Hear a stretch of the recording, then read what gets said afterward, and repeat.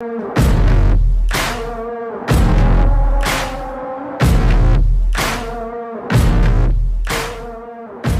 way I see it is you've got two choices. You can either keep pretending like nothing bad's ever gonna happen to you, and then when it does, you're saying, uh-oh, or you can get ahead of what's coming so that when it does, not if, you're ready for it. And you're sitting pretty, sipping on Mai Tais next to the pool, working on that Caribbean suntan, because you got it covered.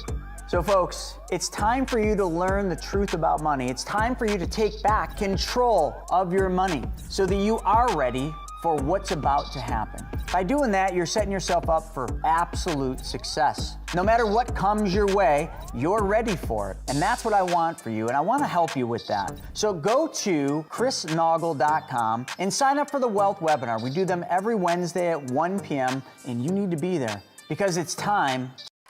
For over 90 years, we've been crash testing our cars in the tireless pursuit of automotive safety. At Volvo, safety's been first since 1927. We've saved millions of lives with the invention of the three-point seatbelt in 1959. At Volvo, we've made driving safer for you and them. Visit safety.finleyvolvo.com to learn more. So they say if you give a man a gun, he'll rob a bank.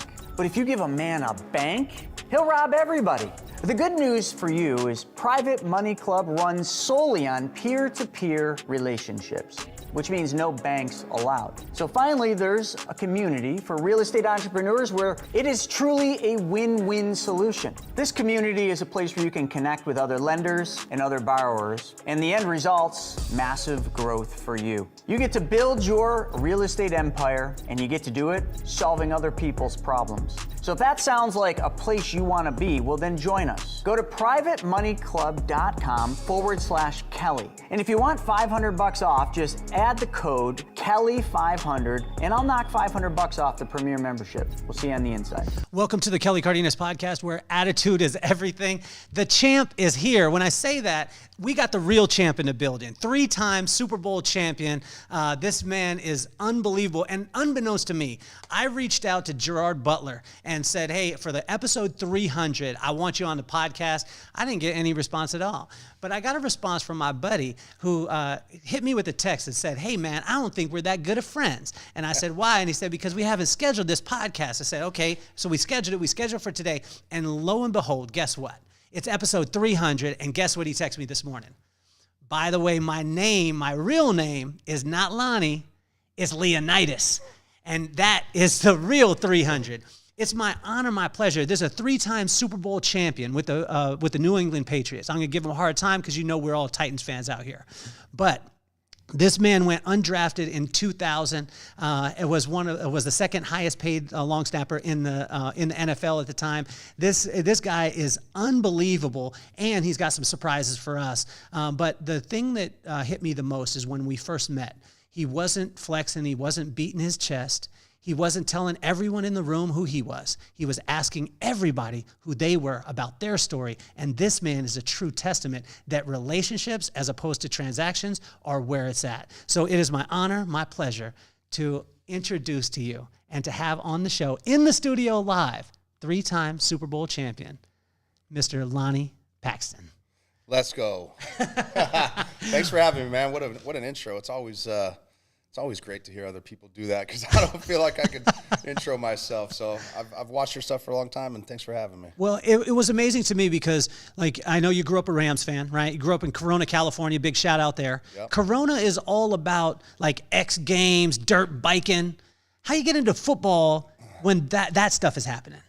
Well, yeah, like you said, grew up around action sports. So that was the lifestyle where I grew up. But as I started to, funny story is I got a bike for Christmas and, out riding bike, having the jumps out front with my friends. And all of a sudden, my bike's stolen. So now I can't ride a bike. And my parents bought me a football. Like, you're not getting a new bike. We're going to get you a football. So I started playing football just out of necessity to actually have some fun.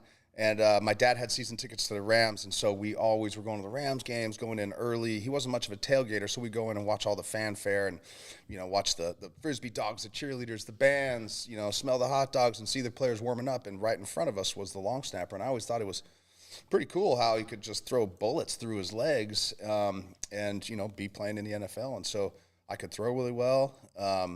I never played tackle football until I was a freshman in high school, and it was kind of like, hey, what do you want to play? I was like, oh, I want to play quarterback. Everyone wants to play quarterback, but I could throw the best. So they put me at quarterback, and they needed a long snapper because I could throw through my legs, so I did both.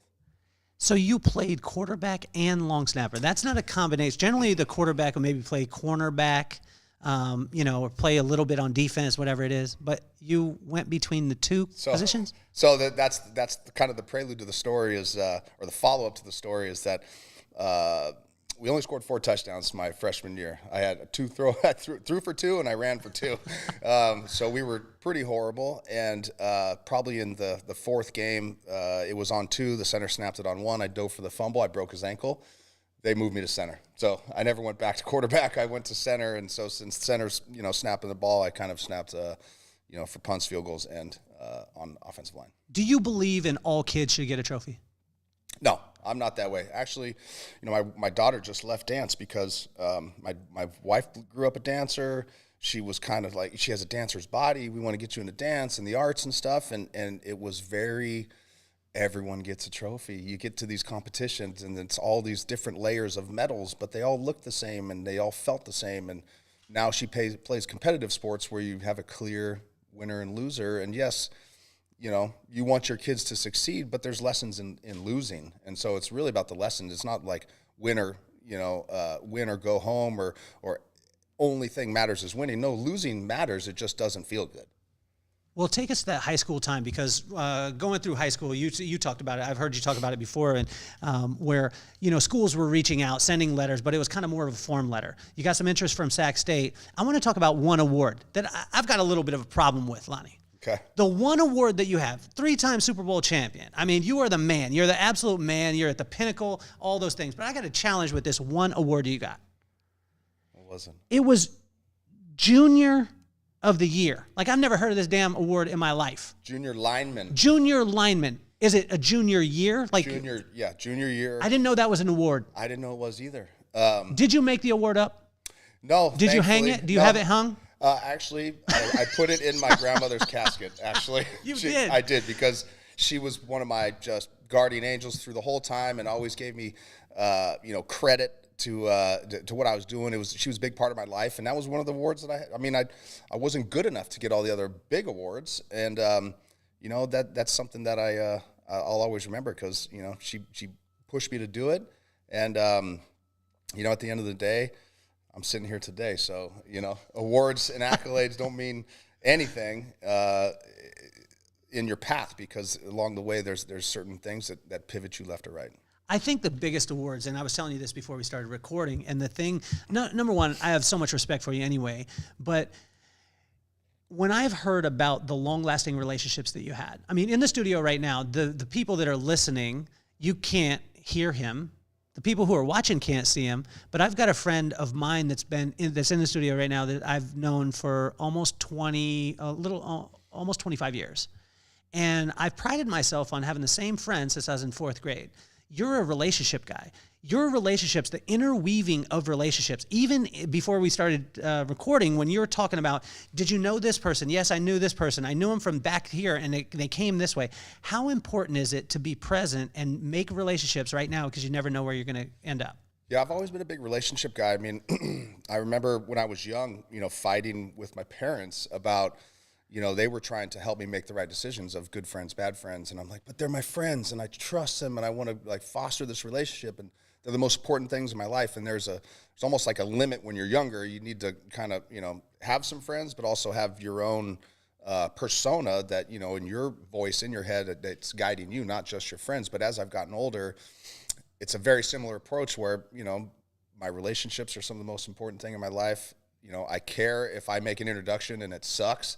And if it's a win, cool, put it behind you and on to the next one. I like connecting people. I like when people from different genres and different races and different business sectors meet each other and they find synergies. Like, to me, that is something that's been with me since I can remember, and it all kind of started at an early age when, growing up in a town where you know, the white guys were the minority. I grew up in pretty much a Mexican town, and a lot of my buddies were Mexican. Then a lot of my football friends were black. And then I had, you know, the Samoans on this side, and and I'm kind of this guy bobbing and weaving through the locker room, through action sports, through, you know, the lowrider scene and the you know, fiestas in the backyard down the street. And it was just part of this kind of DNA growing up in Southern California. How quickly did you become aware of the personal branding side? Because you are the best. Like, I watched you on a podcast it was Brandon Marshall. Oh, yeah. And it was amazing because you were blowing his mind. As you're sitting and you guys are talking, like, I could see it in his head, although he was here and he was trying to control it. In his mind, he was like, oh my, I'm learning right now. Yeah. Like, when did the personal branding part come in, and how did you understand how to be able to master that? It's a work in progress. I'm still working on that. But, you know, growing up, you know, it all comes back to kind of growing up in the industry, seeing action sports around me and lifestyle events, and the sticker, the statement you made when you put a sticker on something, or you had a logo on something, how it made you feel, and you know, the place it took you to, and the stories you could tell because you were either at that event or you knew someone in that brand.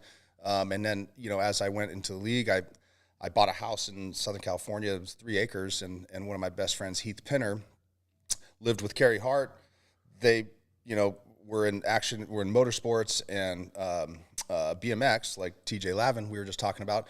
And I had the land, and so we built a BMX track, and he was a rock star athlete. So I had about an acre in my backyard of literally, you know, the cover of BMX magazine were shot in my backyard. And so I'd have 30 or 40 BMX riders. I had Slightly Stupid play in the backyard on our way to tour, and it was kind of a little mini scene. I was only there for 3 months in the off season, and so I had friends living in the house and taking care of it, keeping it up. But when I'd come home, we'd have charitable events, we'd have BMX jams, we'd have concerts, and it kind of got me closer to that, and it became a little bit of my personal brand that I was kind of in both kind of industries and a bridge. And so with that, being in the locker room, these brands were sending me swag, and they were sending me gear, and Red Bull had a fridge in my locker, and I was passing out, you know, we would have a little moment of just crack a Red Bull as we're going out to practice, tell some stories, and took them on the road. And so Red Bull caught wind of it. So it was this natural evolution of where I grew up,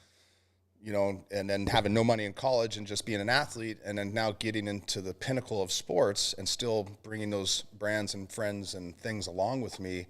And, you know, not being bougie like some guys are in the league, and not driving the Bentleys with spinning rims. And, you know, I was still flat bills and big trucks and tattoos and the brands like that, because they had no other way in. So take us to the league, right? So you go in undrafted, right? You're a decorated, I mean, through high school, you had the 4 touchdowns in the one game, you know, 2 running, 2 throwing. So we need to get a plaque for that. I want that here I want that in the podcast room. I want that season, Lonnie. Because the cool thing is you make everyone else feel like they're the champ when you walk in. I feel like a lot of people have that, you know, that story of their freshman year.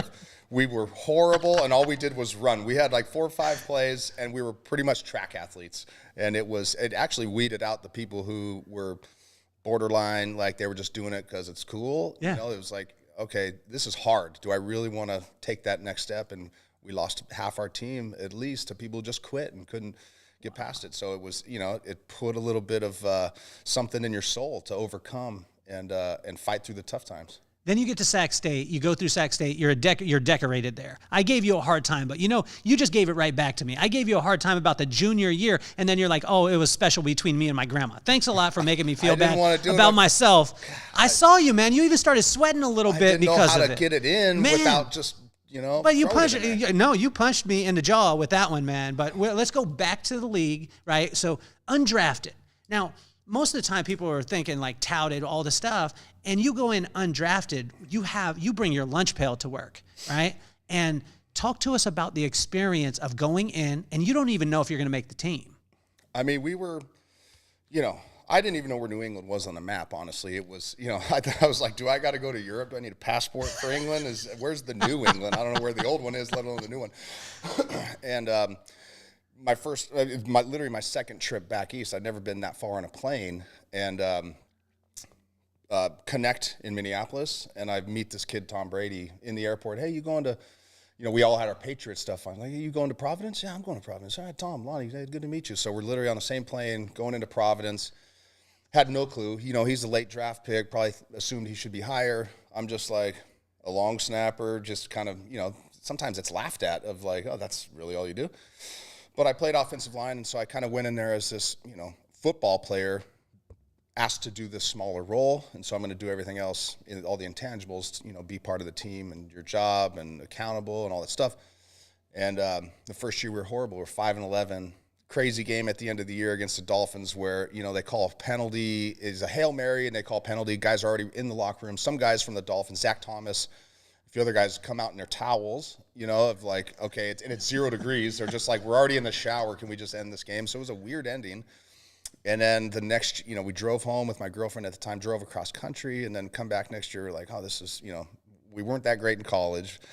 High school, we were okay. And then we're 5-11. Like, this is the way football is going to go in my life. And then that year was 9/11. That's when Bledsoe got hurt and Tom comes in.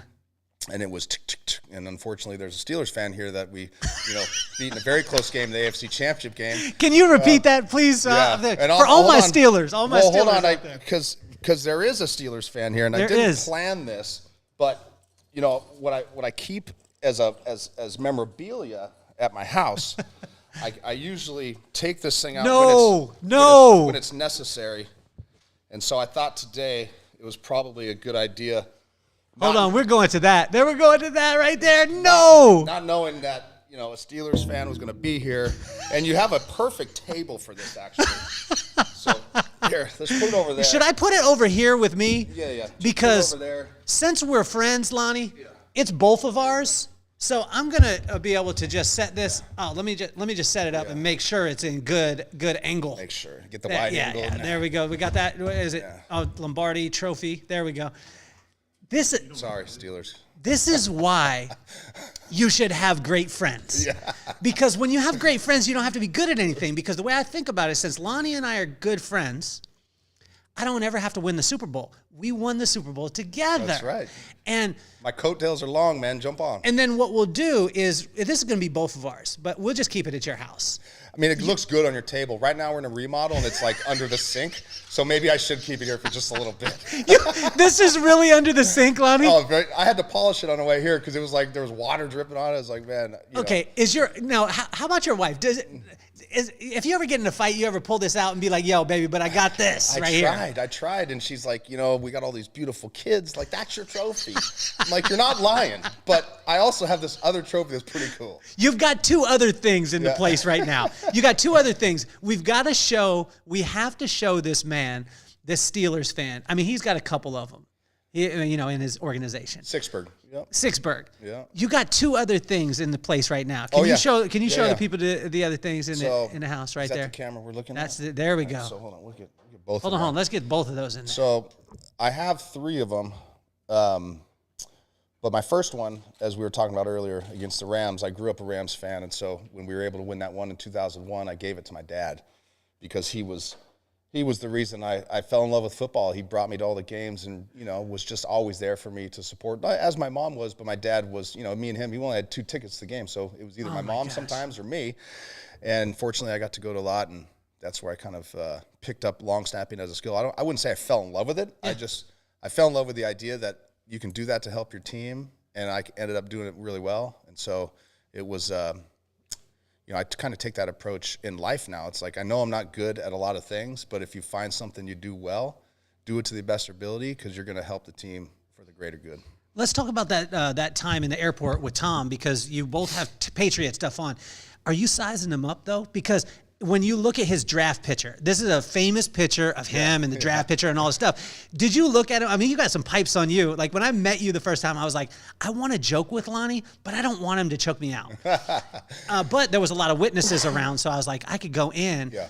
It was a safe place. Were you sizing him up? Like, were you looking at him and being like, are you really a football player? I had never heard, Most hadn't? Well, because, I played Division I AA. So Division I, Michigan, USC, Florida, Miami, it's almost like you're watching the NFL.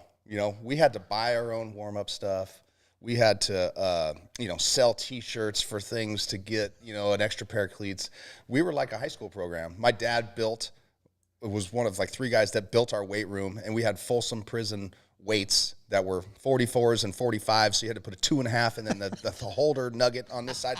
So we were just scrapping together at Sac State, but then you look at all these D1 schools, and they're basically pros. So, I never really watched Big Ten football, so, sometimes you did, but, maybe I saw him on TV or something. So, it's not like he was that player that was a first-round draft choice that you automatically know. So I was like, cool. What's up, man? Yeah, good to meet you. Where are you from? Cali. Oh, me too. I went to Sac State. Oh, I'm from San Mateo. Like we had this Cali thing. Yeah. And then we made the team. And how many people are going for the long snapping position?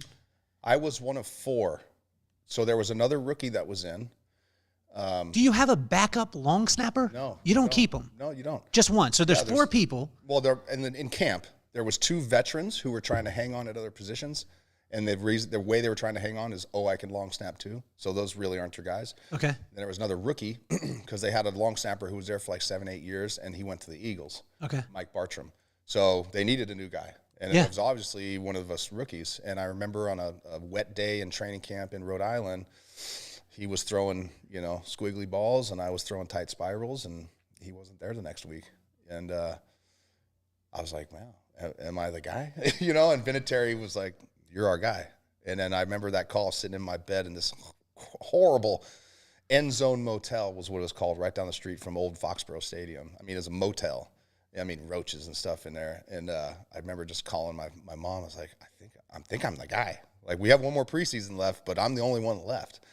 And, everyone's going crazy, and they're on the first plane, to come see me play. I don't know if it was away or home, but, it was like, wow, So I never really expected to make the league. I honestly, going through high school, I had friends doing a lot of bad things, and I had friends doing good things. And I was walking this tightrope of my friends, because the friends doing bad things, I like them still, they're making bad decisions, and sometimes I maybe would, but not bad enough to, go to jail or get arrested or, get in trouble at school or whatever, but they're on that path. And then my friends who are working out all the time playing sports, I'm that way sometimes and I'm this way. And so, I was like, I was getting really discouraged, not getting D1 offers. I wanted to go to USC. And I'm getting letters. Yeah, it's such a standard thing. A lot of athletes get letters. So my parents are like, oh, yeah, it's happening.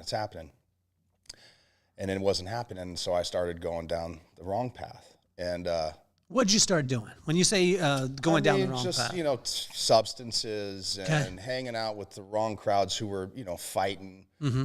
I mean, I remember some of my friends went out and stole 4 tires off a car and broke into a auto parts store and stole a bunch of spray paint cans to go tagging.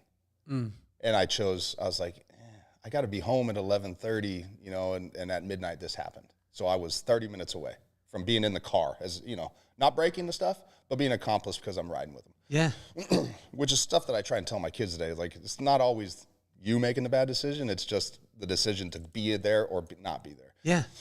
So I'm doing this stuff, and then my coaches are finding out. I'm ditching school. My coaches are like, hey, man, you need to keep working out and snapping. Like, you're going to get a shot. I'm like, I'm going to JC. Nothing's happening. My coach makes a call. Sac State guy comes by. He's like, hey, we want to fly you up. I was like, oh, I get a free trip to go to Sacramento? Heck yeah. So I get in the plane, go to Southwest flight, land in Sacramento, and I meet literally one of the best friends of my life still to this day. He was in my wedding. John Osterhout, the head coach at American River College right now. But he was all about Sac State. Hornets. Like, he bled green and gold. And so I got this taste of what actually caring about football and caring about yourself and caring about college and caring about your friends was. And I remember we had $40 to take me out for the night.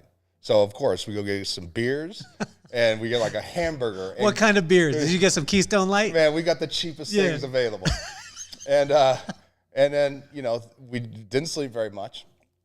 And I think we might have went to, an adult entertainment place. But wake up in the morning or roll out of bed in the morning, and I'm at practice, and I'm dusty, you know, and I'm watching the long snapper, and I was like, that's your long snapper for college football? And they're like, yeah, you know, can you long snap? Because they were inviting me up as a lineman. And I was like, yeah.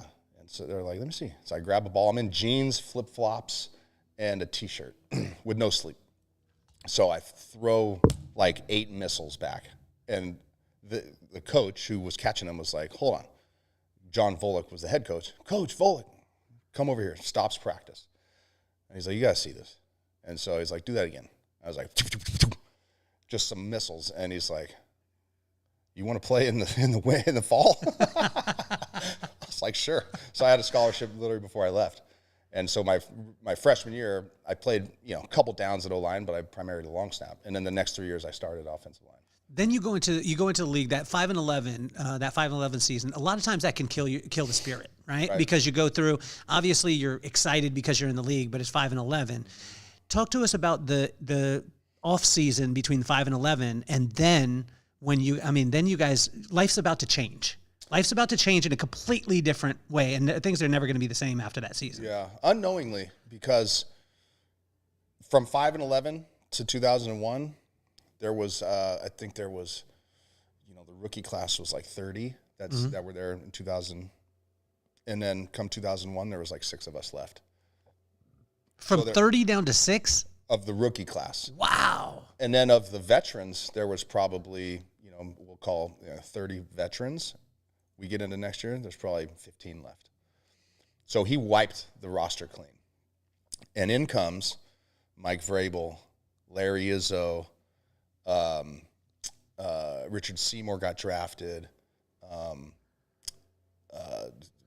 So a couple, Bobby Hamilton, defensive lineman, Roman Pfeiffer came, you know, a veteran. So there was this like veteran, you know, guys had kind of burned out their time with other teams and needed a change, needed like this locker room kind of new way that Bill is, you know, the Patriot way people want to call it, but it's really just guys bonding together in a locker room and being accountable of your film, you know, of your off the field stuff, of talking to the media. These all guys were like ripe for this moment, and they all kind of bound together for a common cause, in addition to Drew getting hurt, Tom coming in, and it's like, we just lost our $100 million man. Now everyone's got to like play much better, and Tom took that upon himself too, to be that he's not going to be the weak link. You know, he's going to start leading. So it was a combination of things, and that was 9/11. So there was this huge social, just like thing, you know, of you know, your soul and people, and the you know, how traumatic that event was. And so we had a player on the team, Joe Andrews. He had 3 brothers in the trade center, all firemen. They all got out. And, you know, to this day, they're dealing with things. But, like, he was the guy running out with the American flags when you see that game where we come out and they're the firemen on the, you know, in their stuff still on the field. And we played the Jets. It was New York, Boston. Like, I get chills thinking about it, because it's how perfect of a scenario for just that moment in time for the team to come together, how close we were to the events, being, you know, plane came from Boston, plane came from New York. The 2 teams are now playing because we skipped the week. No teams played that week. Yeah. So it was just this, I mean, I could go on and on. Like, that's a book in itself of just what that game like signified. We're all going to force you, Lonnie, because we were talking about it before we started. And I said, do you have a book yet? And you said, I don't know. I don't want to beat my chest. We all want to know. Yeah. But take us to that 2001 season. Who's the dog on the team that doesn't get as much shine? There's always that guy. On our team right now, I coach the Longhorns. It's very similar to the Patriots dynasty, because it's FNL, 5th and 6th grade. We've won 2 games and lost 1. So, I mean, you know, levels, you know, you talk of levels, maybe we could get one of these in FNL. But the little guy's name is Coy, and Coy is a dog. Yeah. He comes and he's the center, and he snaps the ball, and he looks at me every day. He's like, okay, coach, I got you, coach. What you need, coach? He's in my face. He's like, I'll run a route better, coach. And he's a dog. And there's other kids that are catching more touchdowns and throwing and interceptions, but Coy is that dog. Who was that dog on the team? Man, there's so many of them. You know, what comes to mind is like the little guys that make the plays and they do the hard stuff, like Kevin Falk, Troy Brown. Those guys, I mean, they're putting their bodies on the line. They're undersized. They make every third down play. They make all the big catches. You know, they don't get penalties. Kevin Falk's 5'8" or 9" at best, and he's sticking his nose into those linebackers to, stop the rush. And so everyone's a dog on that team, especially the guys who are, playing 60, 70, 80 plays a game. But, I got a special place in my heart for K. Falk and Troy Brown. When most people think about it and they think about like a Super Bowl champion team, they think all seriousness. Think like you're just completely locked in.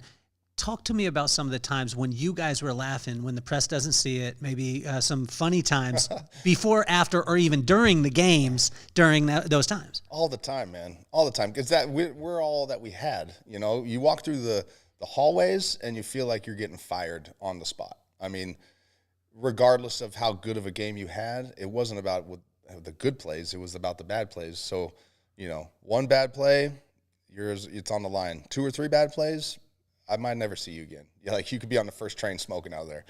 So in the locker room, we had to really just turn that up a notch because a lot of times it wasn't fun, getting MF'd every Monday. Win by 40, lose by 40, you're getting MF'd regardless. They're calling guys out in team meetings. Ty Law, Junior Seau, Randy Moss. Everyone gets called out. Teddy Bruschi, Willie McGinnis. Bill circles you with a marker on the big screen and, makes you just come back down to normal. The press is going to go out there and fluff you and make you, feel like the king of the world, and you come back in the locker room or you in the meeting room and you're back, to a regular human being who has just as much anxiety and stress and, self-doubt as everyone else. But the locker room, we had characters like Matt Light, Matt Castle.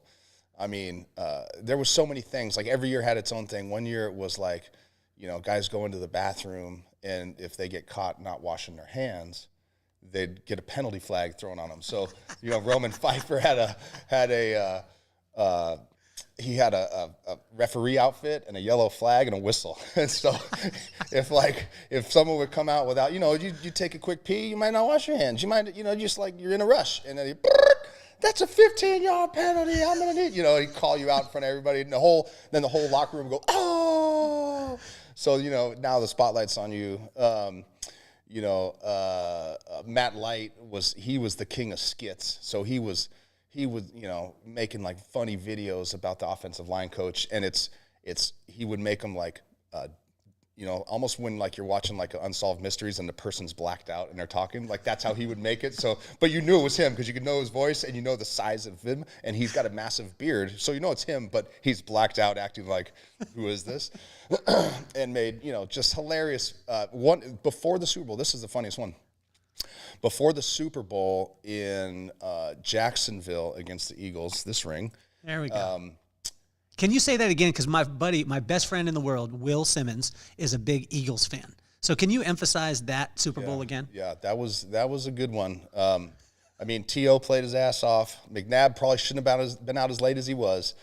I actually ran into T.O. a few weeks ago, and I was like, man, I feel like shit wearing this thing around you. And I'm a little embarrassed. And he's like, don't worry, man. I'll never wear my gold jacket around you. So he got me. He got me. But Matt Light made a video with our video director. He kind of said, hey, I need you to film me doing some things. So he would always impersonate Will Ferrell impersonation of Harry Carey. So when he'd be like, hi, I'd like to welcome y'all. He had like the glasses on. And I still have the video on my computer, and I will show people. And sometimes they laugh, sometimes they don't get it. But he made this whole video. And so our night before the Super Bowl, with all the family, like the coaches and Mr. and Mrs. Kraft are in there, and our GM and all these guys. And usually you're pretty like nutted up, and it's like, it's like go through the strategy and, all this, maybe some motivational thing. And Bill comes in. He's like, guys, I don't know what to do with this shit sometimes. I'm just going to leave it here. Play the tape. See you tomorrow. And he plays this video, and it's Matt Light basically clowning on all of our coaches. And he starts in the sauna in a towel, and he's reading a paper. He's like, I've been in the sauna for like 14 days. It's hotter than some funny things that I probably shouldn't say here. But he goes through Charlie Weiss, Romeo Crennel, Vince Wilfork, Teddy Bruschi, Mike Vrabel, and he's on the scale, and it's just his gift of gab. And so people were on the floor just dying like it's a comedy show, and it really loosened the mood. And it meant everyone, like, we walked out of that room just like, hey, dude, okay, it's the Super Bowl, whatever, it's just another game, you know? And so that's what the humor kind of did was, you know, all of that anxiety and all the things you deal with and your job and the salary and, like, moving your families if you get cut, all those worries, you get in that locker room and it's just like a bunch of dudes hanging out, and that's what everyone misses when you leave. So, Lonnie, a question that I have is, there's a lot of guys, physical stature, as far as I could compare them, put them right next to you, right? And a guy could be as tall as you. He could have arms the size of my legs like you. He could be a specimen. He could do all these things. But there's this it thing, right? And you have it, obviously.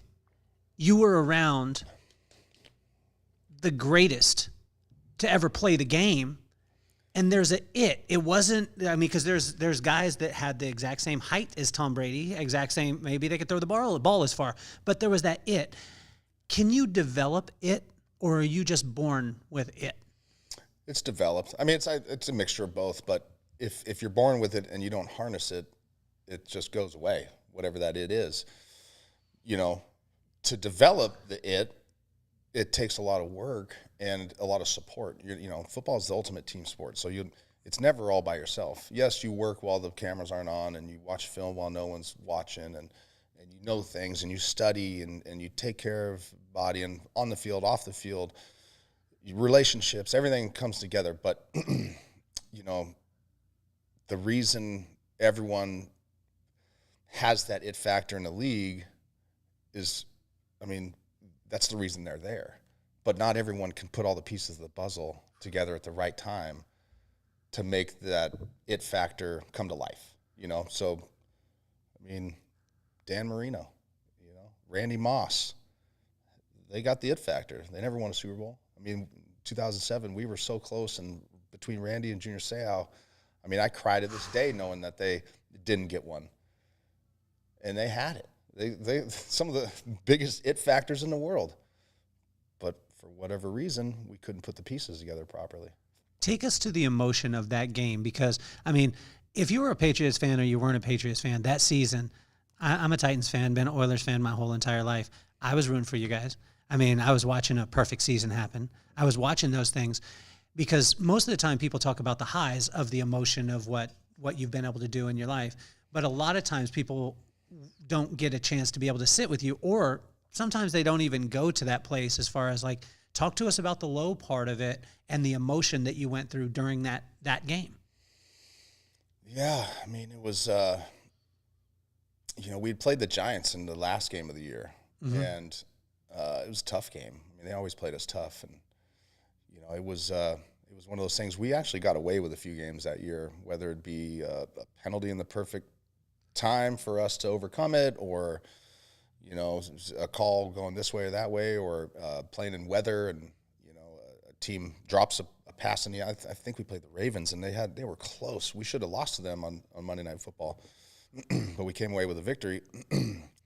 And so when we got to that game, you know, there was a lot of emotions, and there's a lot of pressure from, you know, being undefeated. So the worst part of the Super Bowl is the week leading up to it, because you're not playing a game. It's basically just all media requests. You're practicing, you're trying to rest, you're trying to stay prepared, you're trying to do it all, but it's like an empty bye week where it's just like overkill on information, and most guys just want to play the next week. Like, a bye week in the middle of the season is good for your body, but a bye week before the Super Bowl is just like too much time to think about it and too much time to listen to what everyone else is saying.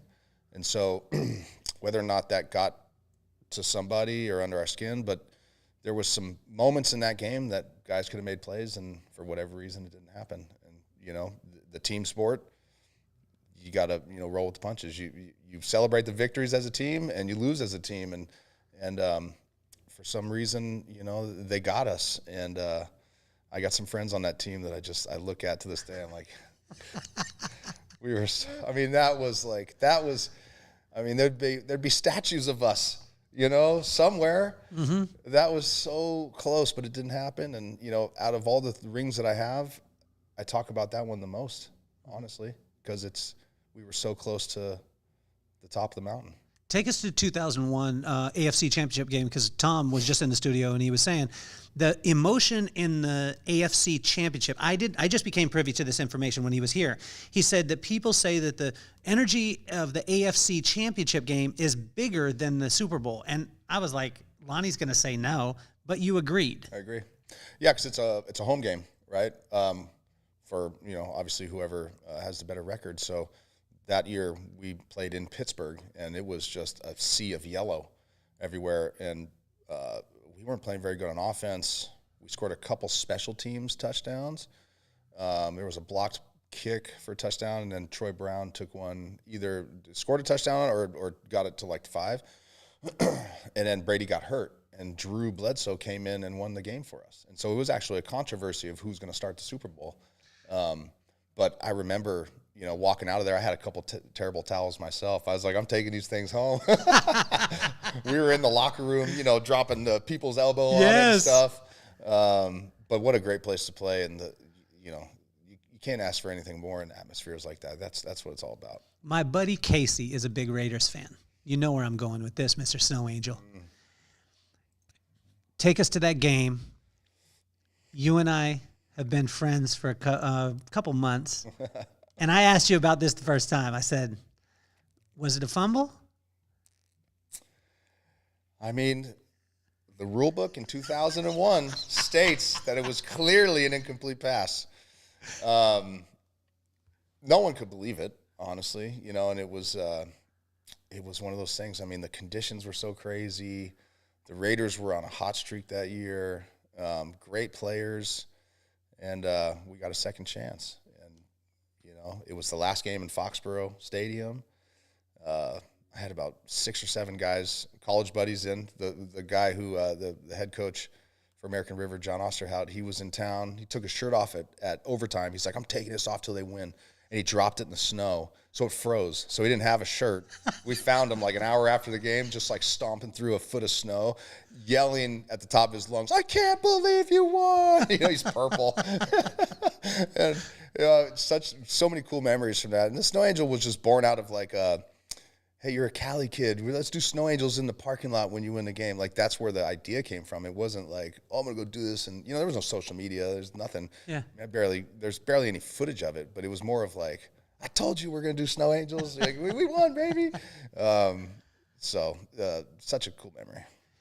Favorite Mike Vrabel story? Because for me, it's for everyone, everybody listen, we're the #1 Titans podcast of all time. Self-imposed. I made that up. But Kevin Dyson has been on, and Eddie George, so I'm saying we're #1. You got to have Vrabes on. So tell me your favorite Vrabel story.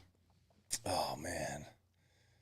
He's one of the greatest human beings ever.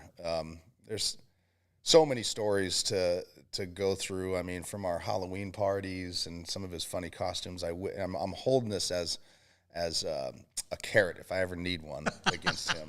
I got some really great pictures. I was always the guy with the camera, so my hard drives are full of perfect, material if they're ever needed. If guys ever want to shoot me down, I can come right back a little bit harder. So you name the name, I got the photo. He used to have all of us over at Christmas time. So all the guys who didn't have family in town, he'd have us over. And so it was a couple of rookies. And, it's just he created that family atmosphere around. And, I don't want to get him in trouble. But to say the least, the guy was he's the most cynical genius I've ever known. Like he's almost too smart for his own good. Yeah. After the games, we'd sit on bus 3 and we'd be having a cocktail, and Tom's saying, this is what I saw on defense. Vrabe's saying, this is what I saw on offense. This is what we should do next game. This is what's going to happen. And it was always right. Like, they were just 2 head coaches just regurgitating the game, play for play, moment for moment. And at the same time, we're singing karaoke back there, like, and drinking whiskey. It was just those moments in time, they're just etched in my brain.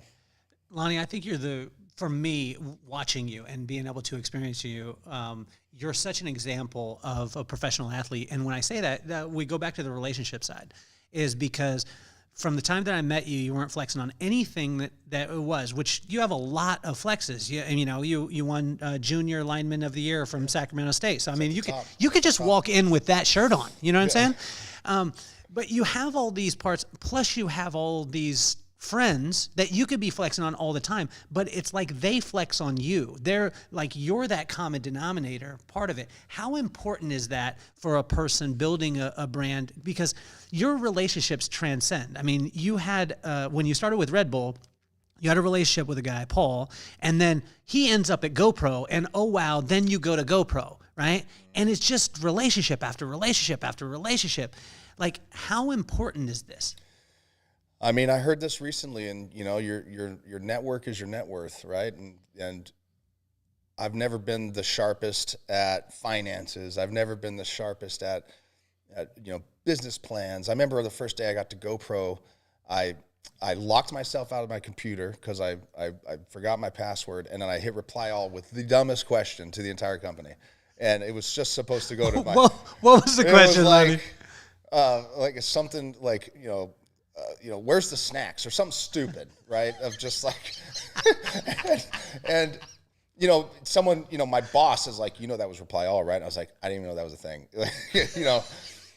but the intangibles of hard work, dedication, accountability, creativity, network, authenticity, be able to rally the troops and almost like be an intrapreneur, like get everyone inside fired up on this thing rather than worrying about all the stuff you can't control on the outside. So we can control what's on the inside, to fire them up and put all that together. So to me, that's one of the most important lessons of just coming from where I came from, having the relationships, leveraging them in an authentic way, never asking for things, always providing value, reciprocal value. How do you tiptoe that? Because you do it masterfully, right? And you talked about it with Red Bull, where there was times where you would drive, an hour to get a couple of cases of Red Bull and have to drive back, right. And then you got to a point where it's in your locker. But how does one leverage the relationships without being that guy? You know what I'm talking? You know that guy. Yeah, no, I have a lot of those guys. I was the guy who knew a guy. It became really easy in the league because you had some tickets. I probably dropped $100,000 on giving tickets away throughout my career. Really? Because we don't get them free, but it's just paycheck deductions. It's almost like you never see it. So when all your buddies are like, "Oh, Lonnie, my boy," so there was you're some, paying. There was some that, especially when it started to get crazy and I was playing in San Diego, I play the Chargers and I got 50 friends asking. I'd be like, Mom, handle this, take their money and you keep the money, but just deal with the transaction. Yeah. But if I got... Did Mom upsell him? I would have upsold him. Did Mom get a little? No, she didn't know. Mom, I told her not to. Sure. Yeah. She didn't get a little. She didn't come with some new shoes to the. No, but game? I'd get her things. Okay. I'd be like, hey, for doing this, you get a new garage door. Some real practical things. A garage door, Lonnie? Yeah. Really? Yeah. That was one of the things. Remove a tree from the backyard. Some stuff they didn't want to pay for that I just make go. You away. are the man. Just practical. Does she call you Leonidas? No. Does anyone? Bubba. Does anyone call you Leonidas? That is a gangster name. But some of my real friends will call me that. But it's got to be tough when you're young. When you're young, I didn't like it because they shorten it to Leo, and I'm not a Leo. No.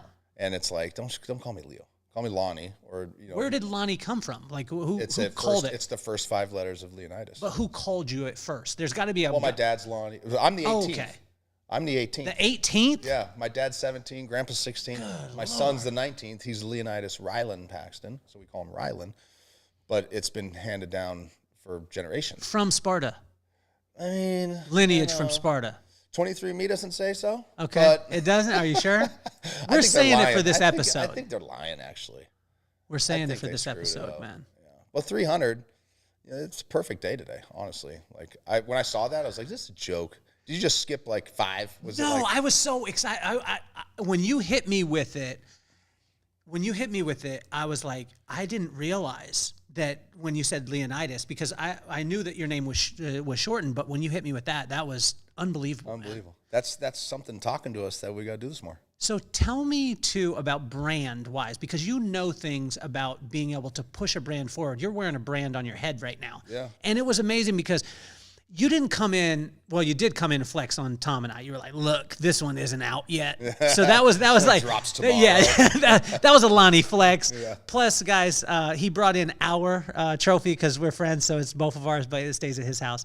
But you have a way of being able to brand like no other, because when you started talking about the hat, you just told me the features and benefits. You were excited about it. You truly believed in it.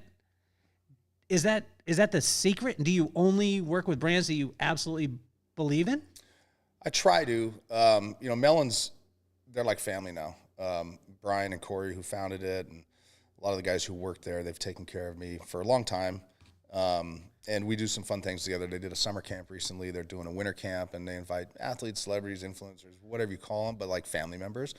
And we did that at GoPro with, creator summits where we invite 50 creators from around the world to come use the camera, tell their stories through their lenses, but all have this conduit of it being the camera and like this lifestyle experience. And so, kind of being introduced to brands at an early age and then wanting to work for Red Bull out of college, it was natural for me to talk about cool things I'm doing or ask people about cool things they're doing and how our cool things can come together and be a bigger, cooler thing. But going to Red Bull events and having the fridge in your locker and wearing the athlete hat, only athletes get the hat, and I had carte blanche to the hats. And it's like, you're not a paid athlete. Well, but I'm doing what paid athletes would do for free, and I'm giving you access to things that you have to pay for. So it's kind of like a good trade. So, the value for me was always being somewhat of a conduit, being kind of an extension of the brand, of the voice, in these cool situations. And, guys will, they make fun of me. I remember taking the GoPro to the Kentucky Derby. I got some great content from the Derby. And we go on the jet with Tommy and Welker and Edelman and Gronk, and I'd always have my GoPro out, and I'd pull it out, and Kid Rock standing next to us. I'm filming me, Kid Rock hanging out talking, and then Tommy looks at it, he's like, GoPro, GoPro, go. But he was giving me a little bit of shit, but also look at what it just did. Now you're like chanting GoPro, but in a funny way. But those brands can't pay for that stuff. Mm-hmm. You saw it recently with Blenders and Prime, what they got, and so that you just got to be in the right place at the right time and have the right extension of you as a brand. So I always tried to be that, and it was never for money. It's more of like to increase my network, and like, you never know. Mellon might be now at the table with a cool thing because I represent them in a authentic way. So I authentically want to talk about them. Yeah. So maybe I'm at, the White House one day. Like, who knows? But things like that. Like, I take these things with me. I try to not be the used watch salesman where I got 15 things. What do you need? I'm fighting that kind of fine line of having too many things. Yeah. But a lot of the things I believe in, I use myself. Uh-huh. And it kind of rides with me wherever I go. So let's go to the White House. You just mentioned that. Let's go to the White House. The first time you go, you're a kid from Corona, right? Yeah. You're a kid from Corona. You said you grew up in a pretty strong neighborhood, right? And you don't get offers from all the places that you wanted to in college. You go undrafted, first season 5-11. Take us to the White House. What are you thinking? And what are you thinking with you're 17, right? Leonidas 17? 18. 18. So you're 18, dad is 17. Yep. You and your pop have a special relationship. You and your mom do too, because you get her garage doors. We understand the level of relationship there. Mom, Lonnie's going to get you a new garage door after this podcast. I just want to let you know it's going to have the Kelly Cardenas podcast on it. It's going to have both of us, and we're both going to be holding our trophy together. I think it's pool equipment now that's on the, Okay, but take us to the White House. What are you going through? Because you're like, my mom and dad bust their butt. They have 6 kids. There's 6 kids, right? So you guys, what is it? You have 2 brothers. There's 3 foster sisters. Just a family. Okay. So throughout time, it was, a foster family of 3, then, for 6 months. And then for 6 months, it was a single boy. And then we had an exchange student, then a couple other foster kids. Then our cousins lived with us for a while. My aunt was in a crazy car accident. So just a constant revolving door. So you're going through all this stuff. You're coming from me's, and then you find yourself in the White House. Yeah. Take us there. Which was crazy. I think I stole a napkin from the bathroom because they were cool. It was a trip, and honestly, it's funny. So I didn't have a ton of money even after my second year. We were making like 160 grand, then you get taxed, and I paid off some student loans. I got LASIK surgery, some more practical things. Okay. And did you get a garage door too? No, I bought a used car that I shared with 3 other friends. No way. Yeah. You shared a car during your second two year? other roommates. Yeah. Second year? Yeah, we were all sharing. So you're in the NFL. You guys share a car. We're going to the same place every day. So like, what kind of car did you buy? it was a used Tahoe. Yeah. What year? This was like a 96 Tahoe. What color? It was white with some tan borders and put a lift on it so it looked cool. Did you put rims on it? No, it was no. I put a lift on it. Okay.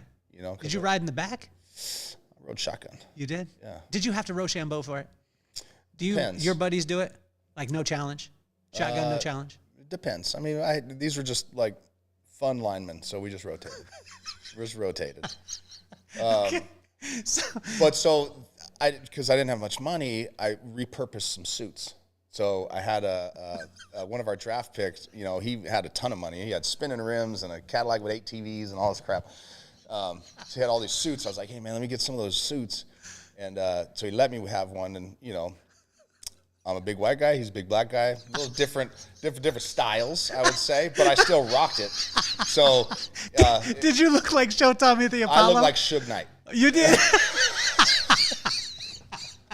So it was the big walk-in suit, right? That's like a long sleeve, same material as the pants. Oh my gosh! It was overgrown. I have pictures of this, and because me and Tom took a few pictures in like one of the rooms, one of the famous like White House rooms. But I had bleached hair that was kind of grown out, so it wasn't like freshly bleached. So it looks like I had tips, they would call it, because it was grown out. But I never did tips. I just bleached it, and it would grow out. So, I get all made fun of. So I'm in this funny suit in the tips. What color is it? Like a dark brown. Did you wear some brown? Did you wear gaiters with it too? Of course I did. You did? Yes. Did you wear his gaiters? No, I had splurged. These were like $500 gaiters. Were they Stacey Adams? Stacey Adams. Stacey Adams. That's Hey, right. shout out to Stacey Adams right now. That's I don't know right. if it's still in business, but I got a couple Stacey Adams still. But Lonnie's bringing Stacey Adams back. That's the new brand that he is. Like that he Snoop song, "Stay on point like Stacey Adams." We were jamming. So I go to introduce myself to to President Bush, and I was like, "Hey man, can you sign this photo?" And he's like, "I like your suit." I was like, "Yeah, I'm from Cali." He's like, "I could tell." I shit you not. That's what he said. So second time to the White House. And when you go into that second season, because you guys won back-to-back that time, when you go into the second season, are you just kind of like, hey, No, that wasn't back-to-back. No. We had 2002 where we didn't even make the playoffs. Oh, yeah, because Tom got hurt. Tom got hurt during that time, no? No, we just I think we lost to like the Jets in December, and we were like 9-7. So okay, we didn't deserve it. And then the next year was back-to-back. Like okay. 304. Yeah. So then another trip to, and this was like when the war was ramping up. Yeah. And, like you saw legit snipers in the bushes. And so that was kind of the cool part. It was like, dude, don't make any crazy moves. Like, what suit did you wear?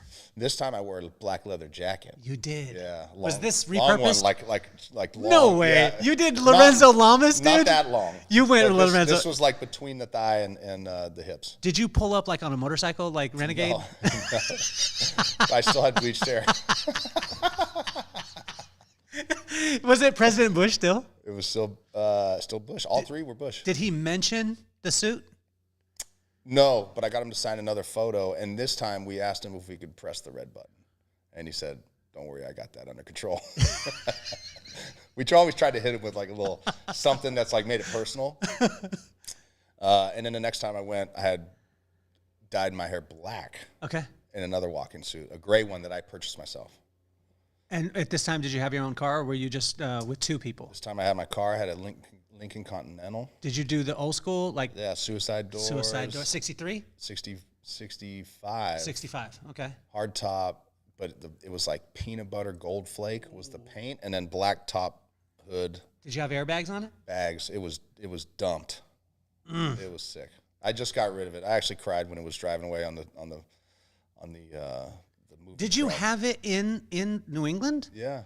Isn't I it? shipped it there, and I did it to flex a little bit in the players' parking lot. Okay. Because you had a lot of guys who had like classic cars, and at that time it was the donks, like were like the giant like 36-inch tires with like 35-inch rims, and it's like a Cutlass Supreme. Yes, yeah. Like that was the style, and then I'm rolling up in the Continental. They're like, "Oh, that thing is fire!" And so it gave me, the snapper, he's kind of cool, So I rode with that, but yeah, it would just lay dormant in the wintertime.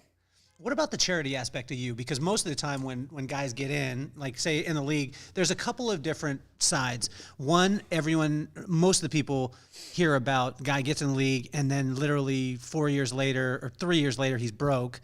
Number two, it's all about them and it's not about anybody else. You've made your whole entire career about every single other person. And when I say this, I've experienced it when no one was watching.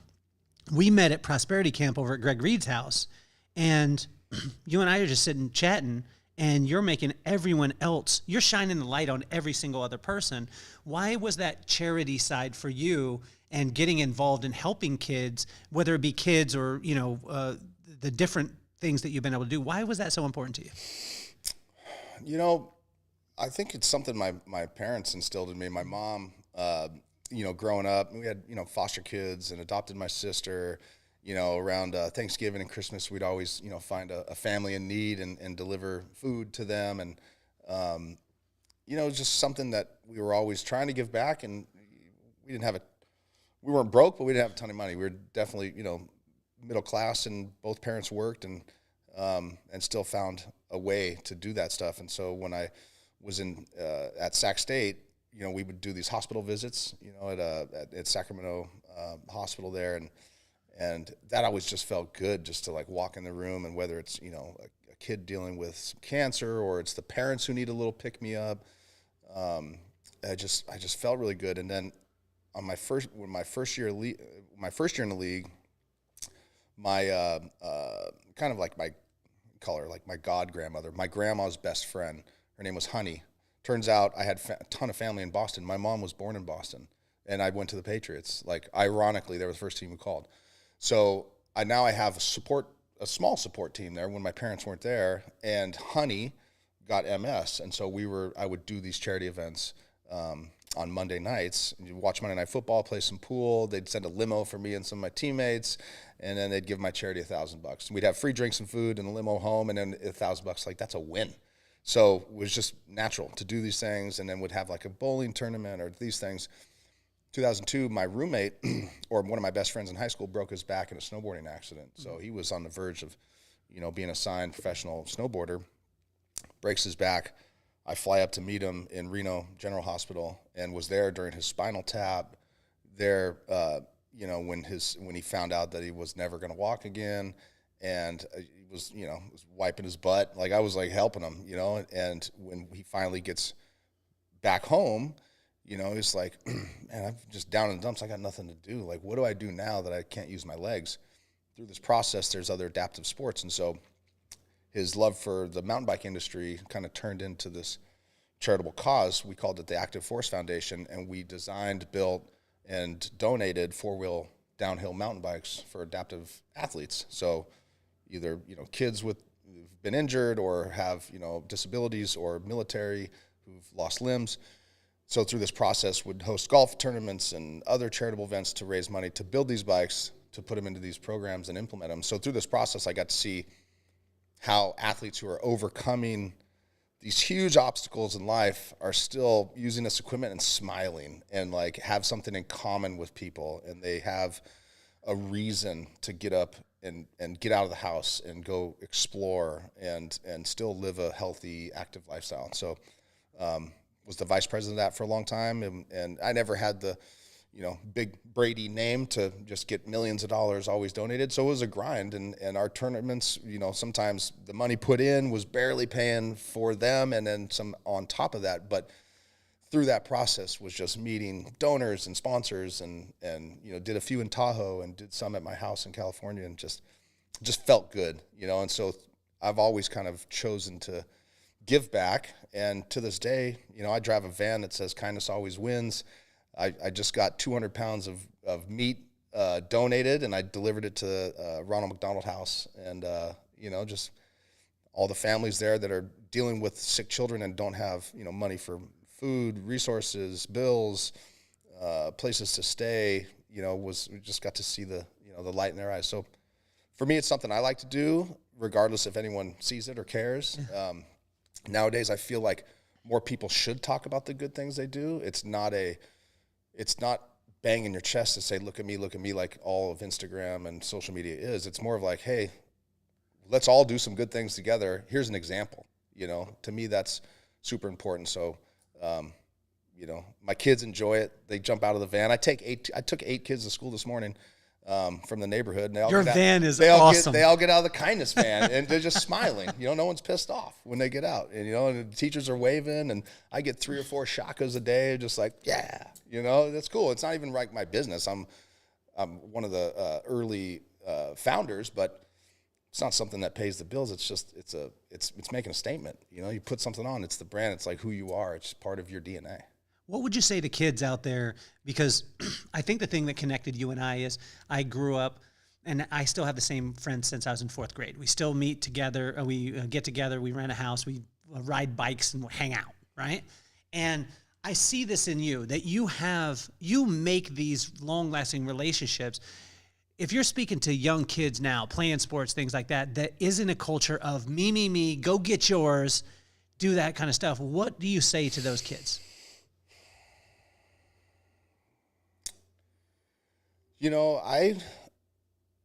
It's funny. I talked to my daughter's dance class recently. The dance instructor, a male, Mr. Justin, he asked me to talk to the dance team. And there's a bunch, 8, 9, 10, 12-year-old girls. And I'm like, what am I going to say? I'm from the world of, freaking, yeah, let's go, put your heads, mosh pit, yeah, like get fired up. Like, what am I going to tell these dancers, that is going to resonate with them? And, my wife will say that I always talk too fast in front of people because my thoughts, I never write stuff down. I'm just like, my thoughts trying to go and bob and weave. And sometimes I lose track, and then I'm like, on to this. The next thing, does it make sense? And I'm critical of myself afterwards. But the overall message was, everyone's given an opportunity in life. It's really about capitalizing on that opportunity when it presents itself. If you get one, don't miss it, And so don't worry about pumping yourself up, me. It's all about like my path and my goals. Sometimes those opportunities that you get are in a team setting or to help someone else, and that's your opportunity to make a statement. So if you miss it, who knows if another one will come. So just capitalize on those opportunities, whether it's about you or about someone else, and that will resonate with the people who saw. What do you think your kids have taught you, like your kids and your wife and your family? Because those are the most important. Like when we were joking earlier about trophies or about, rings and things like that. And, our wives and our family will bring us back to, no, like I'm the trophy. I just said it yesterday, or 2 days ago. I had a Hollywood producer, Larry Kasanoff. I believe you've met him before. He was going to be in the studio, and I told my daughter, you need to get a ride home. You need to figure out how to get home because I got to interview this guy. And then I realized that I was telling my daughter that this dude, who is not a part of our family, just because he did some movies, 200 of them, by the way, was more important than her. So what have your kids and your wife taught you in your life?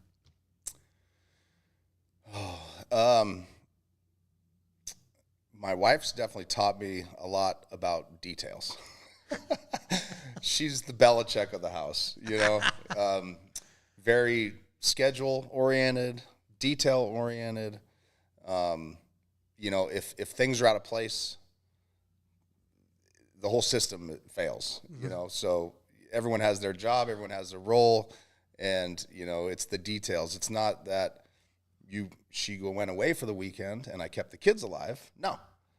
She went away for the weekend and I missed some of the details along the way, So I've learned to accept that it's better for all of us to stay on that schedule, execute the plan, and everyone's happy. And with that comes patience because, she'll tell you, I'm very like this, my emotions, I'm never too high, never too low.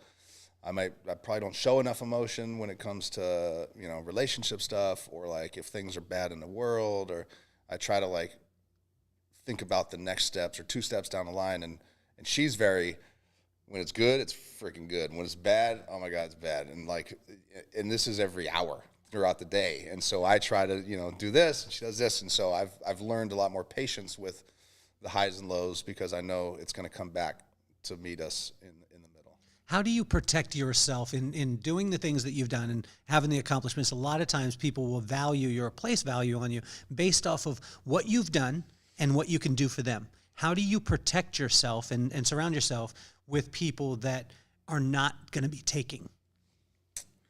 I don't know if you can, honestly. To me, I've just begun to deal with it sometimes I use humor a little bit. I'll meet people who instantly call the Patriots cheaters. I'll meet people who think life is so good because I played in the league. I'll meet people who the first thing they ask is Tom and his new girlfriend. Things that I don't even want to respond to, but sometimes I'll Patriots are cheaters. I'm like, dude, listen, every one of those people in that building have a cell phone camera. You still got to execute the damn play, okay? Oh, you like a ball that's harder or softer, or pitchers spit on their hands. People screw with all their pieces of equipment. Why would a deflated ball help us win games? You still got to execute, all these things that they want to jab at the Patriots, or how easy, long snapping is, or, what a good life you've had because of this. I try to hit them with some reality in those situations and, show them that I'm not going to just play with their perception of me or that moment. I'm going to try to give them a little dose of reality. So, to me, if you can't handle that, and I've met some people who take offense to me, with that quick comeback, you're probably not in the circle. It's all good. We weren't meant to be. But if you that was your perception, and then I fixed it, and now we're on the same page, then, okay, we can keep, on this path of whether we have a relationship or a business discussion.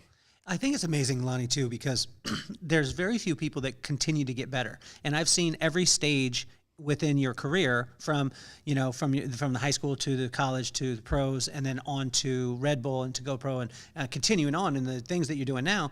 You just keep getting better, man. How can a person foster that type of mentality? Because most of the time, I joke with my brother at times, and I'm like, oh, yeah, you want to tell me about the touchdowns that you threw in high school? As a joke to him.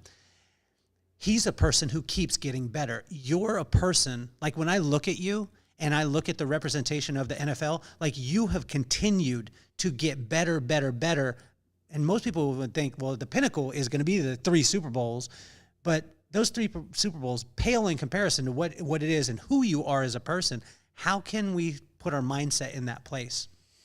Man, well, I appreciate you saying that. I mean, sometimes I don't feel that about myself. I'm very critical of what did I do that day to get better? Because I don't, it's evident with a guy like Tom, right? You can say, okay, he spends 3 hours with his body coach, and he spends all this time in the film room, and then it's very tangible. You know that Tom Brady does this stuff because that's why he played so long. For me, some of my post-career stuff is, especially post-COVID, because I've, been consulting and advising and helping raise capital and kind of getting in this family office circuit, it's kind of a roller coaster, and it's not as easy as 1, 2, 3, or my 9 o'clock is the same on Monday as it is Tuesday.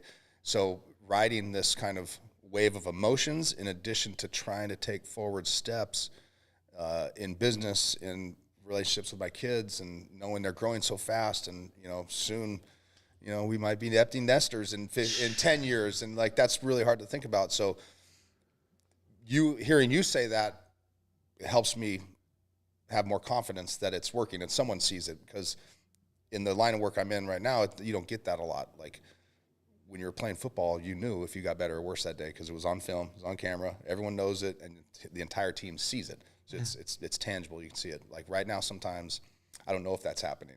I'm trying to take steps forward and not tread water and actually get a first down every day, but sometimes it's not as easy as that. And so I got to just trust the process and trust that these decisions, these relationships, these moves are doing that on a day-to-day. And so thank you, first of all. I look at it as like, there's a guy, you were on his podcast recently, Pat McAfee, right? Now, people know about Pat McAfee's podcast. A lot of people didn't know of him playing in the league. Like, there's a lot of people, and huge respect to him, but that example of, like, more people, I would say, and maybe I'm talking out of line here and out of pocket, but more people now know about him and his story and what he's doing than ever when he was in the league. 100%. And I look at, there's very few people that are in that realm, and I look at you in that realm, man, and I see that. Like, how can a company, because most of the time when you hear about a Lonie Paxton, a company would be like, wow, I would love to be able to spend some time with him. I would love to be able to hear how he can expand a brand. I would love to be able to do that. How can a person get in touch? Well, I don't want everyone to get in touch. It's the right people, but I love telling my story. I love breaking down those barriers. You walk in a room, I got tattoos and flat bills, and and it's that instant. I mean, I felt it yesterday. I went in to buy a fireplace, and I felt like the person thought I shouldn't be there just by like the way I looked. I came in a tank top after workout, and I was like, hey, listen, I want to spend the same amount of money, and my wife's here, she's beautiful. Just talk to her, then I'll just walk in the back. But I like, breaking down those barriers, going into the room with a bunch of suits and being real. And I think there's something to be said about that I'm not trying to fabricate anything in my life or these stories. I've been through some fun times and some unbelievable moments. I love sharing them. I love when people ask me about them because I try to give the most honest response possible, whereas when I was playing, you had to give the very proper, because Belichick's listening response, and we're allowed to speak to the media. So that media training helps me today kind of hopefully say the right things, hopefully inspire people to want to hear more, and Absolutely. And do these things more often. Well, I'll correct it in what I was saying too, is like, if you're a brand out there, not every one of the brands you're going to be able to work with Lonnie. I could tell you that.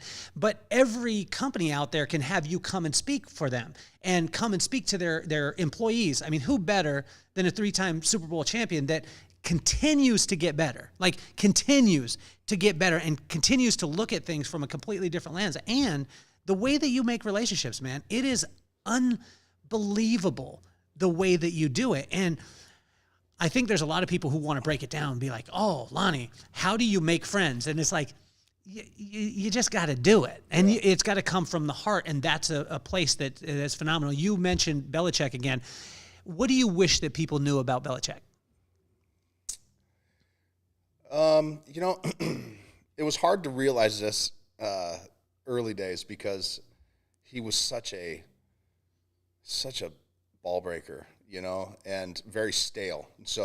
And very smart. I mean, the guy is a walking history lesson. I mean, there was times in meetings where he would show film from the 40s and explain why we're actually playing that defense today, of where it came from, all the names. He's not reading them. He's regurgitating the names of the coaches, the names of why is Detroit a cover 2 defense? This is why, or Tampa 2. Why are they and this is, so it's a history lesson.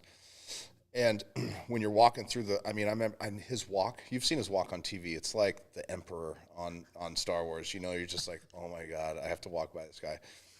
And I only have 10 plays a game, right? So you can't hide. You have 10. I didn't even realize that. You have 10 plays a game, and if that sometimes. And your job is resting on.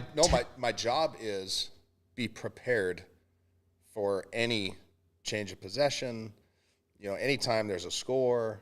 Oh my. And so I'm always warming up to then the team gets a first down, and I'm warming up, and it's first down, and then it's field goal. Oh, it's interception. All right, now I'll rest for a few minutes, and then so when the offense is out there, but it could be a pick six, and I could go out for a PAT. It's nothing extremely difficult, but we make it look easy as professionals, and your job's on the line. So walk down the hallway, you only have 10 plays. Like, you better be 10 out of 10, or he's going to give you that stare down in the hallway, which could mean you're getting a plane ticket home. So I felt like that for 9 seasons, every day. And so, but the way he is today as a retired athlete, every time I go and see him, hey, LP, how's life, man? How's the kids, man? How's Megan doing? Hey, yeah, you want to let's get a picture? Yeah, of course. Yeah, it's all good. Oh, man, we're struggling this year, but we could really use a long snapper. Like, now he's way more personable, and I want people to know that it isn't who you see in the media. He's that way in the media because he hates the media, and he wants to he knows they're digging. He would come in every Monday, said, listen, this is what they're going to ask. This is the stories they're going to find. This is how you're going to respond. And he always and it was never wrong.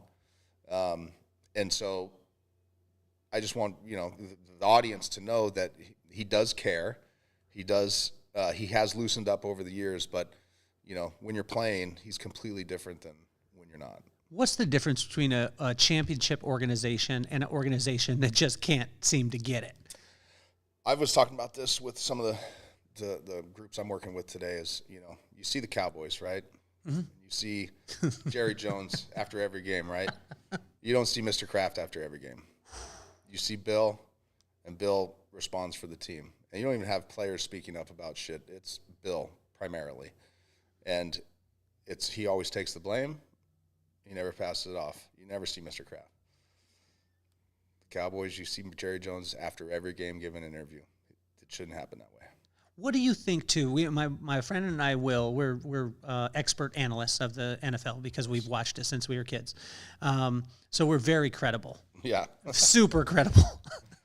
And I'm the most irrational Titans fan of all time. I believe that we're going to go 16-1 this year. Yeah. We'll go home field advantage, win the Super Bowl. So it should work out. In my assessment, teams that have a championship culture have a coach that has been there for a long time. And then you see other organizations that try and they just keep switching coaches. Like when you look at the Steelers, which I'm not a Steelers fan, but you look at the Steelers, Tomlin. You look at the Patriots, Belichick. I don't know that I look at the Ravens have kept Harbaugh for quite some time. Others have a revolving. Is that a common factor? For culture? Yeah. Yeah. It's hard because, the way coaching staffs work these days is they bring their friends. They're good coaches and they're qualified, but those guys get the call first over, a different coach or maybe a coach that's been there a long time. Very, very few organizations will keep the entire staff. A guy comes in and it's all his, buddies or coaches or someone from his tree that comes in. And so it's hard to, like when I went to Denver, Josh McDaniels changed out the whole staff, most of the staff, kept a few, kept the strength coach and the trainers and a few other guys, but, brought in a lot of his, line coach and defensive coordinators and all this stuff. And we were 6-0 and everyone's like, okay, this is how the Patriots do it. We went to bye week. We came back. We were 2-8. And so it's not only the coaches, but it's the players buying in and being able to be called out. I had someone text me the other day, Pat Manley, the snapper for the Bears for 15 years. Mm-hmm. And he's like, hey, did Bill ever call anyone out in team meetings? And my reply, I could show you. I was like, dude, from Tom to Seau to the trainers to the ball boys. If they didn't set the ball in practice properly, everyone's getting MF'd and called out. No one's safe in those team meetings. He's like, that's what I thought. It's like, they don't do that in Chicago. And I'm like, why? If the quarterback's always going to be on the pedestal, and then all the other players are like, man, why don't I get treated like that? So Bill, treat everyone like shit. So there's no question where you stand, right? There's no question where you stand.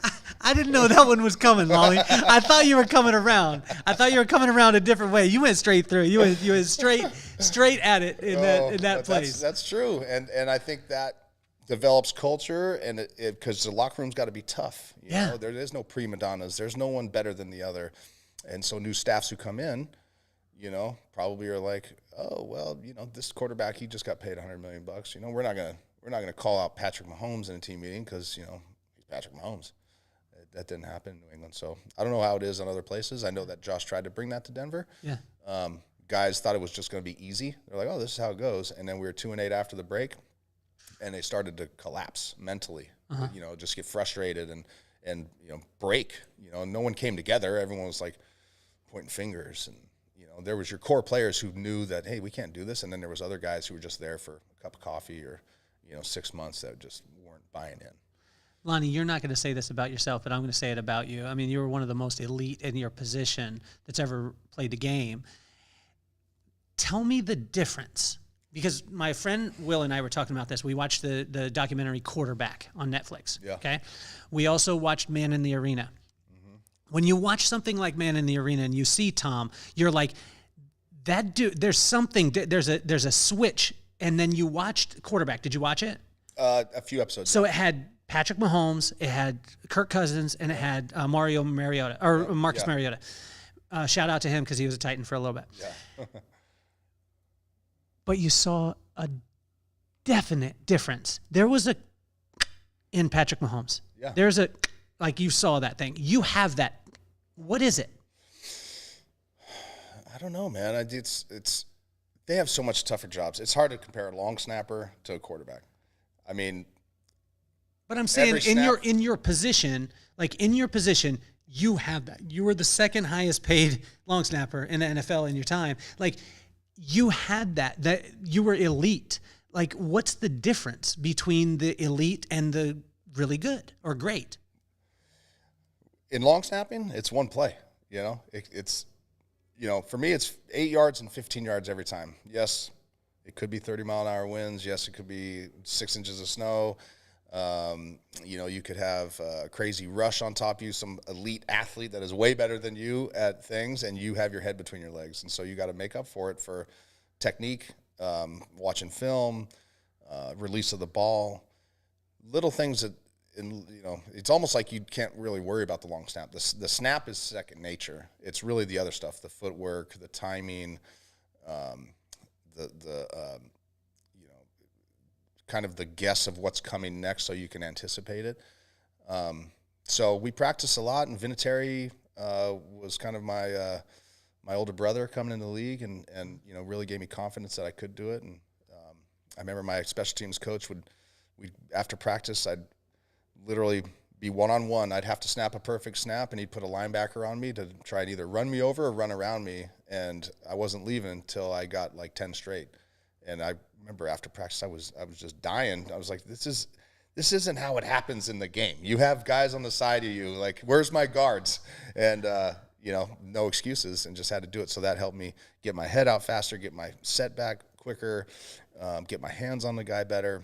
And so putting you in tougher positions than you'll probably see in the game was something that I was able to pick up on and be consistent for the team. And so had some really good guys around me and guys who believed in me and guys who knew long snapping was tough, because there was other guys like, I could do that. Well, why don't you do it then? If you're such a good long snapper, take my job. There's only 32 of us. You can have one if you want. But everyone wants to do it in pregame. No one wants to do it when it's 40-mile-an-hour raining pellets on you in a Monday Night Football and there's 10 seconds left, Lonnie, what does that voice in your head say to you? Win. So I got voices that talk to me at night sometimes that, that's the worst part. Is just, I deal with these things in my head of just like, did I do enough today? You know, did I spend enough time with my kids? Did I put enough effort towards, you know, executing something tomorrow? I'll lay around and think about this stuff. And it's something I got to work on, but it's, as soon as I can go through the day, have great conversations, have great phone calls, great emails, great interactions, and then as soon as my head hits the pillow, it's like all the what ifs hit me. And I think a lot of people are that way, and I don't know why it does, because the sun's going to come up tomorrow, and hopefully my eyes open, and we're on to the next one. But you know, it's that voice is sometimes positive and sometimes questioning things, and I don't know why it's that way, but maybe it has to do with all of the uncertainty in the league of, you know, this kind of questioning, did I produce the product that they want on the field? Am I going to be around tomorrow? You know, did I do it good enough? Or tomorrow when we do have this situation, am I going to execute it? It still kind of rides with me, which is crazy. You've built brands at the highest level. If you were to explain to my son, like my son is 12, and you had to explain to him, he said, hey, Mr. Paxton, Uncle Lonnie, I want to start a brand. And you were explaining it to him, 12. What would be the components that you would tell him, put this in line, and it'll work? Well, first you got to believe in it yourself, because you are the epicenter of whatever brand you're trying to talk about or believe in.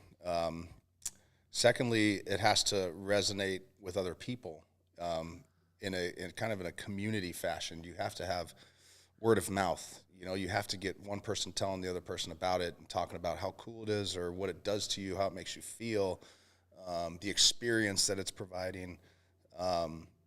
And, you know, third, I think it really comes down to, you know, building that moat around it, like differentiating it from another brand, making some little trigger within the messaging, within the culture, within the community that someone else can talk about it and make it different. Like Viore Lululemon, to the outside person, you're like, oh, it's just workout stuff. But like there's differences. And if you believe in Viore, then you're not a huge Lulu fan, and vice versa. Built shirts, and then there's other brands. It's like, why is this different? Well, because it makes me feel this way when I wear it. You know, sometimes I look buffer than others. Sometimes you always look that. I don't know if there could be a time. Sometimes my belly pops out further than my chest, and it's good. You know, so you know, definitely the pillars of, you know, community, culture, and you know, just that belief system. I'm no brand expert, but that's what helps me. Well, it's amazing because you're so humble, though, too, because I could tell you this. I mean, and maybe you realize it. You have the ability, because of your genuine relationships, because of the guy that you are, any brand that worked with you would expand exponentially. I mean, I don't know. You would hope. I mean, well, you're a humble guy. You're a very humble guy. I appreciate it. I mean, there's a lot of work in that. This is just me coming from team sports. Like, no one person builds a brand. You know, there's hurdles along the way that someone helped you overcome. Yeah. There's relationships that you didn't know you needed that someone helped you find. So I appreciate that, but I like being a part of a puzzle. I don't like being the entire puzzle. You know, I like working as a group. I've just always been that way, and thank God I didn't have a sport where it was all me. You know, Yeah. Sometimes long snapping can feel like that. If you screw it up, it's like, oh, it was just me that threw it over his head. Yeah. But I always knew someone had to catch the snap and put it down for someone to kick it. You know, Wow. my guards had to stand next to me to help pass off a rush or me to them. And so I like approaching a brand or relationships or business opportunities that way of, you know, I'm not the answer, but I'll help us rally each other to find the answers. I think it's the beauty of you, man, because even in that you sum up who Lonnie is. And it's amazing because in that kind of metaphoric sense, I see it very clearly, and I think that it's the reason why that's that magic sauce that you have, superpower. which I think is unbelievable, man. Can you talk to the Longhorns? They're the 5th and 6th grade. I'm coaching them tonight. They're playing at 8:30 on Poinsettia Fields. 5th and 6th? 5th and 6th. Oh, we got 5-16. We might see you soon. Are you in the gold or the silver? We're in the bronze, I believe. Bronze. Oh, we're in silver. Are you flexing on me again, Lonnie? No, but we got, you kidding me? We got a good 5-16. Kidding me? Yeah. So, Longhorns, they came together as a team. When they played together as a team, I mean, it is unbelievable to be able to see. So what would you say to them for their game tonight? You know what I would say? Say the Longhorns, though, Lonnie. Come on. Longhorns, Lonie Paxton. Everyone has a role in a game, right? Offense or defense. Some people touch the ball, some people don't. But everyone can hustle. Everyone can celebrate with their teammates. And everyone can be good listeners to your coach. That doesn't take anyone else to do. You can do it for yourselves.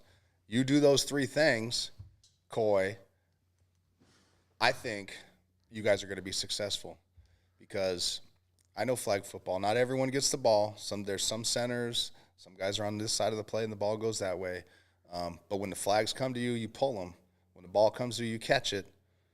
When the ball's in your hand, you control the destiny of that play. So for me, to you, good luck tonight. Lonnie, I started the podcast because of my 2 kids, and I didn't want them to worship idols. I just wanted them to be inspired by icons. And so I search and scour the world for icons like yourself, not because of what you've done, but because of who you are. And I could throw a rock and hit 1 million people that have accomplished 1 million things, but I can't throw that same rock and hit people who have the heart and are doing it for the right reasons. And you are one of those people. And I respect you immensely. I joked with you right from the very beginning, but it was because I have the utmost respect for not only who you are, but also the relationships that you've built around you. It made me, like, when I walked away from the first time that we met, it made me say, like, man, I need to do better. I need to make sure and foster relationships. It blew my mind that way. So what advice would you have for Maddox and McKenna? And if you could use both their names and call yourself Uncle Lonnie, it would be awesome. Maddox and McKenna, this is Uncle Lonnie here. I remember being a kid and looking up to my parents, and my dad did some amazing things for us as a family, and a lot of those things go unnoticed because you're a kid and you're just flying through life, and you're in school, you're in sports, you got to do your homework, you got to come home and do chores, and but looking back now that I'm older, those are some of the building blocks of life that you'll teach your kids someday. And so your pops is now has this podcast, done extremely well. I see him everywhere in some of the circles I'm in, and just know that a lot of these things may not make sense today, but in 20 years you're going to look back and this is going to influence your life immensely, in life, in business, your relationships with your family, your kids, your wives, your husbands. And so, with that, I would just say, be good listeners. Lonnie, I want to give you the opportunity, a couple of opportunities. Number one, I want you to talk to your parents. Because I think as parents, I'm a parent now, you're a parent, you have 3 sons, 1 daughter. Yeah. I joked and said I knew who your favorite was. It's obviously your wife. So yeah, I could get you out of that one. But as a parent, most of the time a lot of times we don't hear all of the love or admiration or respect that our kids have for us. And a lot of times as kids, we just don't say it because we think our parents already know it. Talk to mom and dad right now. You guys are in London right now, actually. And I used some points to put them up in the front of the bus on the way there. So they got to lay down, experience what it's like, outside of the nosebleeds that they typically sit in the planes. But you guys have been such a big influence on my life. I mean, you know, my dad, you worked construction. Mom did nails out of our house. Became a sheriff's dispatcher through studying all of the codes and the everything you need to communicate with other officers and people calling in 911. And it became part of law enforcement, you know, through this process. And all through those times of graveyard shifts and early mornings and fishing trips and football games, and, you know, you found a way to support my brothers, myself, Madison, our sister, who we adopted, multiple foster kids, exchange student from Russia, Shamil, who's now back at our house living there for a little time. I mean, 30 years later. And all through this time, you know, have done it with a smile and nothing but love. And so to me, that's made me a better person. Hopefully our kids are feeling that from you. So love you guys. I want to tell you how much I respect you as far as a father too, because I know today you're going to be out from 4:30 till probably 3:30 till 9 till 9 or 10. It'll probably be till 10 I actually tonight. got to hop out of here shortly. And so I want to tell you how much I respect that, Mama Paxton. We're going to get you that endorsement deal with the garage door company. Yes. We will do that. And thank you so much for every single person out there that's been listening and rocking with the podcast. Lonnie, it has been an absolute pleasure, and I'm going to force you to be my friend for the rest of your life. And any shout outs as far as respond to my text then. I got finally. you. Any shout outs as far as I know the hat wise, how could people get a hold of the hat that isn't out yet for Yeah, Melon, you know, they're melonbrand.com. You know, I plug a lot of brands built, the clothes I wear and stuff. But I got a film coming out next year called, the working title's Thrive, and it's about the comeback from brain injury. And so it's kind of a Wizard of Oz type Dorothy story where Kobe Stevens, AFL player, which is Aussie Rules football, lost his career from brain injuries, and along his kind of recovery path has found doctors, holistic treatments, other athletes dealing with the same thing, and has kind of picked them up along the way. So the story is just kind of his tour through life, and picked up other professional athletes dealing with the same thing, and hopefully we can make a difference with this film, and should be coming out hopefully Sundance 2025. Awesome. And then, just, you know, helping athletes figure out next steps post-career with the player's impact, make better business decisions, become entrepreneurs, and find, you know, alternative asset classes they can invest in. And there's a couple other, you know, holding companies, family offices that I'm working with right now that hopefully I'm getting blown up in my pocket. There's some good news coming. For some of the things we're hopefully acquiring a big sports property soon. Well, we all are in your corner, man, and you are just an unbelievable human being, and I'm excited to have you on the podcast in the future, and you're officially off the hot seat. Yes. That was fun. That was super fun.